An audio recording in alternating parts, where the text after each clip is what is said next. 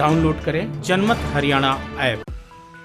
ऐलनाबाद उपचुनाव को लेकर इन दिनों सभी प्रमुख दलों का प्रचार जोरों शोरों से चल रहा है। कांग्रेस की तरफ से जहां प्रदेश अध्यक्ष कुमारी सैलजा दिन रात एक किए हुए है, बीजेपी जेजेपी गठबंधन ने भी अपने सभी आला नेताओं को प्रचार में झोंकना शुरू कर दिया है। वहीं इनेलो की तरफ से अभय चौटाला गांव-गांव जाकर प्रचार कर रहे हैं। साथ में उनके दोनों बेटे करण चौटाला और अर्जुन चौटाला ने भी पूरी ताकत झोंक दी है। इनेलो सुप्रीमो ओम प्रकाश चौटाला भी गांव-गांव जाकर अभय के लिए वोट मांग रहे हैं, जबकि एक वक्त अभय ये भी कहा करते थे कि अगर वो वोट ना भी मांगने जाएं, तब भी वो हजारों मतों से जीत जाएंगे। इन सब के बीच रविवार को अभय चौटाला और पूर्व प्रदेश कांग्रेस अध्यक्ष अशोक तंवर के बीच हुई मुलाकात को लेकर कई तरह की अटकलें भी लगाई जा रही हैं। कहा जा रहा है कि अभय ने ऐलनाबाद उपचुनाव के लिए तंवर से समर्थन मांगा है, जिस पर तंवर ने अभय को 20 अक्टूबर के बाद अपने पत्ते खोलने की बात कही है। उन्होंने कहा कि वो फील्ड में जाकर समर्थकों से मशवरा करेंगे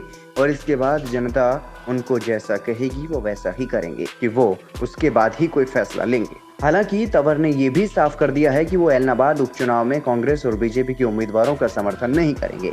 अगर तंवर कांग्रेस या बीजेपी के किसी भी उम्मीदवार को समर्थन नहीं करेंगे, तो इसका मतलब यही है कि वो उपचुनाव में इनेलो उम्मीदवार अभय चौटाला का ही साथ देंगे, क्योंकि ऐलनाबाद में मुख्य मुकाबला बीजेपी, कांग्रेस और इनेलो के बीच में ही माना जा रहा है। इनके अलावा कोई और उम्मीदवार मुकाबले में दिखाई नहीं दे रहा है। वैसे भी ऐलनाबाद विधानसभा सीट पर जाटव मतदाताओं की संख्या 10% के करीब है और अशोक तंवर उसी जाति से संबंध रखते हैं। वो सिरसा लोकसभा सीट से सांसद भी रह चुके हैं।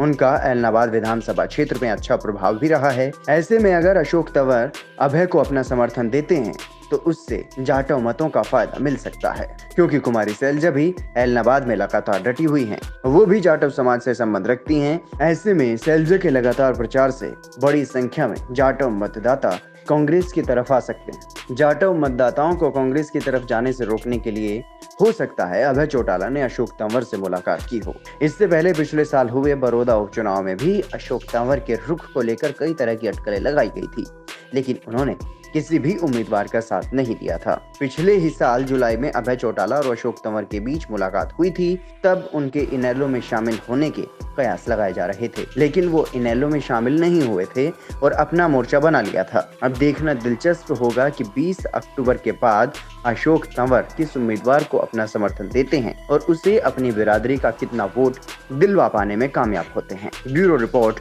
जनमत हरियाणा।